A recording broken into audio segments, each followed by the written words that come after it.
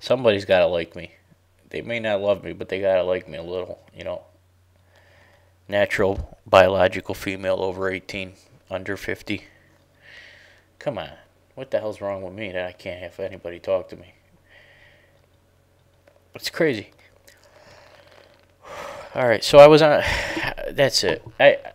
That's really it in a nutshell. I wish that, I catch the realization that, you know, I started to cry a little bit getting out of my car this afternoon, taking my son upstairs again this evening, because it was only about 6:30, 6:30 when I got back from Rome. And I thought to myself, God, I feel too good and I feel too vibrant, and I don't want to just start. I didn't even take my jacket off again. This is where I'm at. And I just went online to check my emails, and I had a few from Plenty of Fish. I was very grateful. Nice words. I'm very encouraged, but they're not in the area that I'm going to talk to them tonight, and I wish to Christ I could. But beautiful girls, I let them know they're beautiful girls. I go, you're the type of girl for me, and I mean it. I'm giving them flattery. I let them get their attention, initial, notice, initial contact. I'm, searching profiles. They wrote me back. I'm sitting here tonight, and I don't want to be like this. I'm wide awake, and I'm vibrant. My body's feeling good. I feel really strong, really kind of pumped up. I don't feel scared. I felt very focused and together. I had a few dollars to spend. Well, I didn't really have the money, but I had a few dollars to spare, and I'd rather be doing things with a woman around. Jeez, it's unreal. It's almost unbearable. It is unbearable. Let's just face the music. It's freaking unbearable. I'm gonna go to swim tomorrow, from 12 o'clock to 2 o'clock within that time frame. The pool's gonna be open. I'm gonna take my son, I hope. But I'm gonna do my laps. I started to frickin' do my laps. I get up at like a shot. I get up like a lightning bolt when I wake up in the morning. I wake up anywhere from 3 o'clock in the morning to 5 or 6 o'clock in the morning without an alarm, and I'm staying up. That's what good swimming does for me. I'm watching how I eat because I don't want to get too loaded up. It seems to be a faster metabolism again, where I'm sweating more and I'm moving more. I have a lighter general digestion thing, and I'm sweating, and I'm more like in training now. And I'm like, now where the hell do I go with it? I'm starting to get less.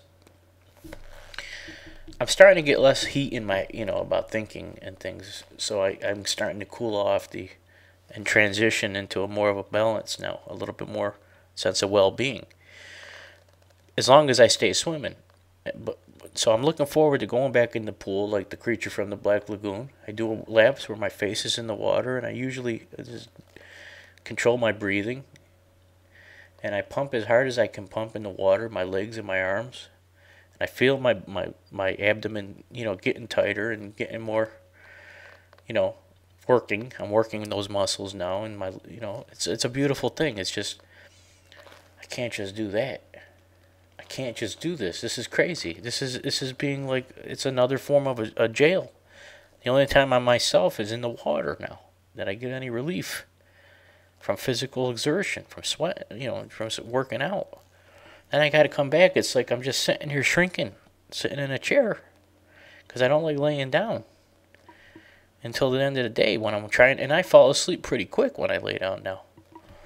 I don't stay asleep. I get a good 6, 7, 8 hours, but it's not like this is getting. It's not just intellectual, mental depression. It's a physical sense that I have to, fighting the cold.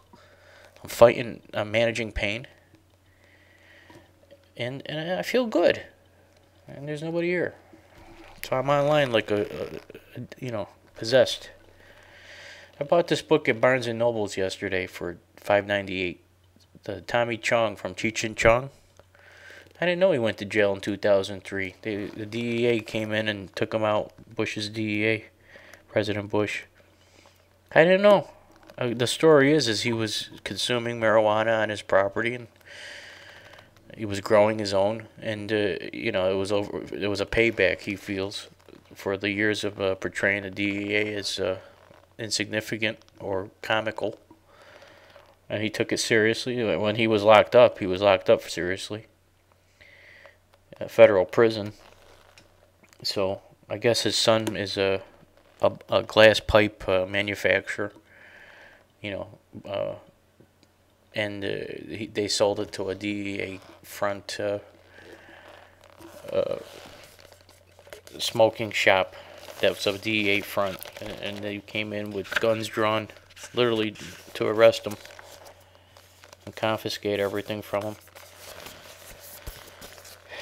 Remember Cheech and Chong Up in Smoke, everyone? Cheech knew, as I knew, that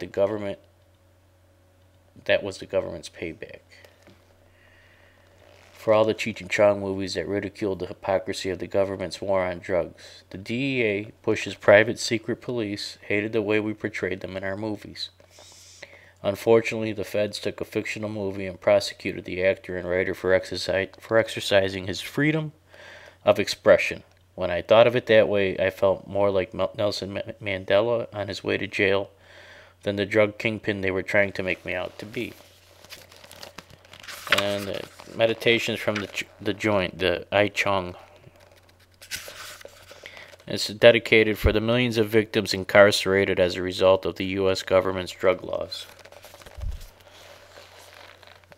I gotta say, he's 68 years old today. Thank God he's alive. My uncle didn't make it from that period, from that school. My Uncle Dennis, he didn't make it.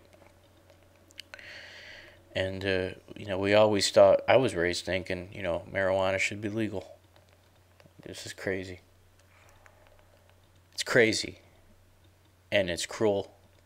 And I'm going to read it. I started reading a few pages about it when he was a kid and his pop was Chinese and everything. And, you know, I'm reading the intro.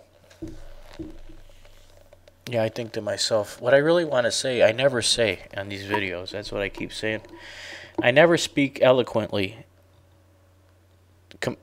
And I have a lot of avenues that I've been thinking about, like in the shower, when I'm getting out of the pool or something.